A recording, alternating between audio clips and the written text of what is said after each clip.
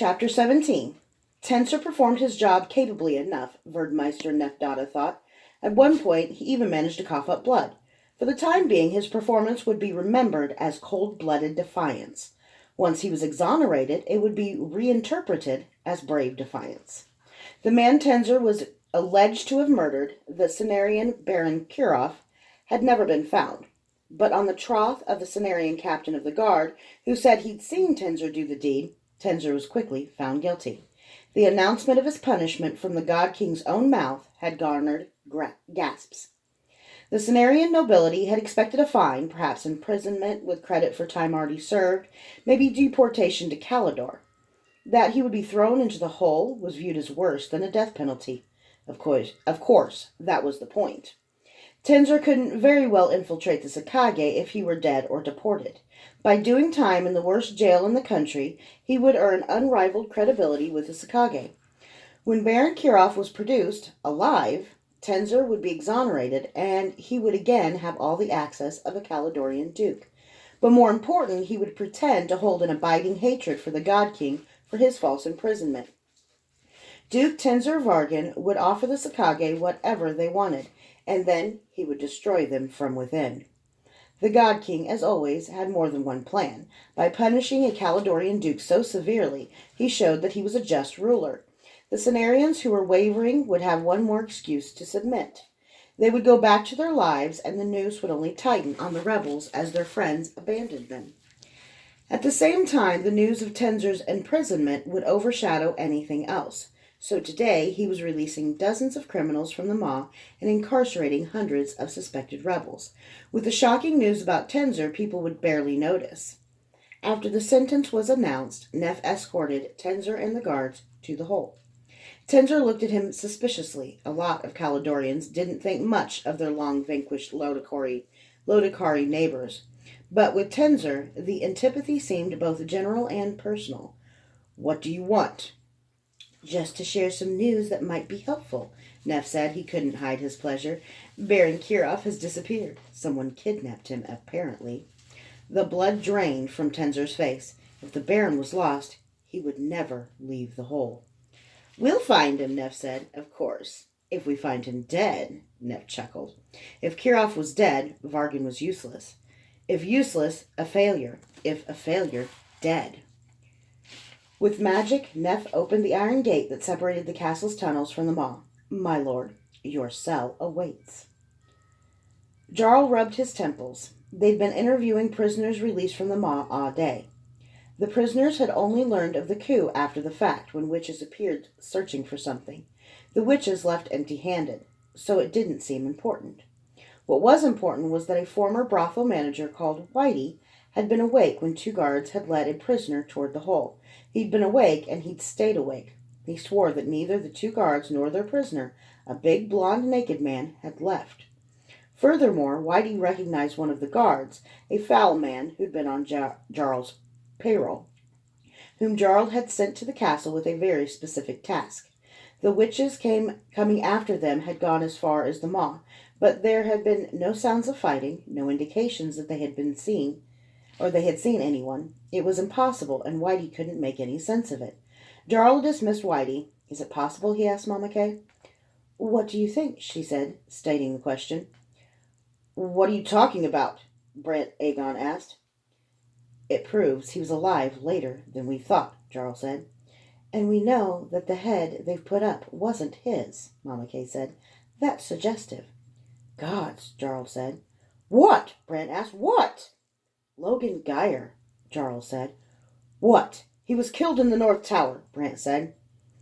"What would you do if you had just killed a guard deep in the maw and were changing into his clothes when you saw 6 witches were coming your way? There's only one way out, and that way was blocked by witches," Jarl said. Brant was thunderstruck. "You're not saying Logan jumped into the hole," Brant said. "He'd been down to the hole once."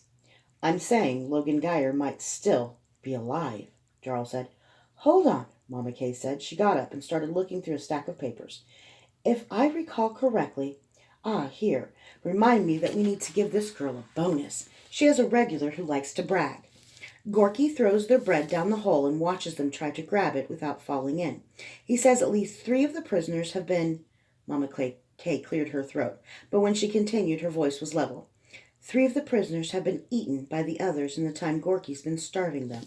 She describes a giant of a man almost 7 feet tall. Several times he's been able to reach bread that Gorky tried to throw down the hole. Gorky has special hatred for the man, the one they call King. Mama Kay looked up. This report is only 3 days old. Quietly, Brent said, no one like that has been thrown in the hole in the last 10 years. All 3 of them sat back. If this Gorky tells his superiors about a giant of a man named King, Mama Kay said, Logan will die that day, Jarl said. We have to save him, Brent said. Jarl and Mama Kay shared a look. We need to think where this fits in with our strategy, Mama Kay said. You're not thinking of leaving him there, Brent said. Mama Kay examined her blood-red nails. Because that isn't an option, Brent said. He's the only man who could possibly rally the country behind. Jarl, if you really want to do what you've said, this is your chance. If you rescue Logan, he'll give you lands and titles and a pardon. So don't tell me that you're even thinking of leaving our king in that hell. Are you done? Mama Kay asked. He said nothing, but his jaw tensed. We are thinking of it. We're thinking of it because we think of everything. That's why we win. I'm even thinking how we could save him if we want to. Have you started thinking about that yet? Or are you still blustering about how noble and good you'll be? Damn it, I'm still blustering, he said, but a smile escaped. Mama Kay shook her head and smiled despite herself. How are your men coming, Brent? Jarl asked. I'll make good soldiers of them, given a decade or 2. How many do you have? Jarl asked. No, Mama Kay said. 100, Aegon said. Maybe 30 would be of some use in a fight. 10 might be formidable. A few great archers, one who might make a third-rate wet boy, all of them undisciplined. They don't trust each other yet. They fight as individuals. We haven't even talked this through yet, Mama Kay said. Jarl said, Consider it talked through. We're doing it. Mama Kay opened her mouth. Jarl held her gaze until she looked down. As you will, Shinga, she said. I'll assume that our source wouldn't be able to get Gorky to help us. Mama Kay looked at the paper, but she wasn't even reading it. Not for this. As Brant and Mama Kay debated different ways of getting into the maw, Jarl was thinking. He'd announced himself 2 weeks ago, and he was preaching to an eager audience. The people of the Warrens, the rabbits, as they were derisively called by their numbers, their fears, and their maze of alleys, wanted hope. His message was water for parched tongues. Rebellion sounded great to people who had nothing to lose, but in speaking, he'd necessarily spoken to the God King's spies. He'd already avoided 1 assassination attempt. They were bound to be more. Unless Jarl got some wet boys to protect him, they'd get him sooner or later. I'm going to Carnarvon, Jarl said. You're running away? Brant asked. If I travel light, I can be back in a month. Granted, but what does that give you? Another month of life, Jarl said with a smile. Mama Kay said, You think he'll come back? Brant looked confused. For Logan? In a heartbeat, Jarl said. If anyone can get Logan out, he can, Mama Kay said. Who? Brant asked.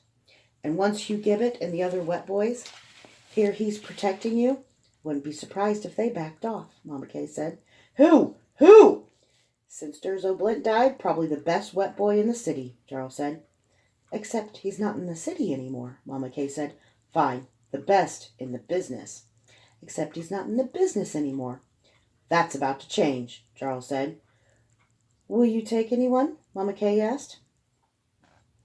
You're just trying to spite me, aren't you? Brant asked. No, Jarl said, ignoring him and answering Mama Kay. It'll be less conspicuous to smuggle me out. Jarl turned to Brant. Brant, I have a task for you while I'm gone. You're talking about Kyler Stern, aren't you? Jarl smiled. Yes. Are you an honest man, General? The General sighed. Everywhere except on the battlefield. Jarl clapped him on the shoulder. Then I want you to figure out how Logan Geyer's army is going to destroy the God Kings. Logan doesn't have an army, Brant said. That's Mama Kay's problem, Jarl said. Pardon me? She asked.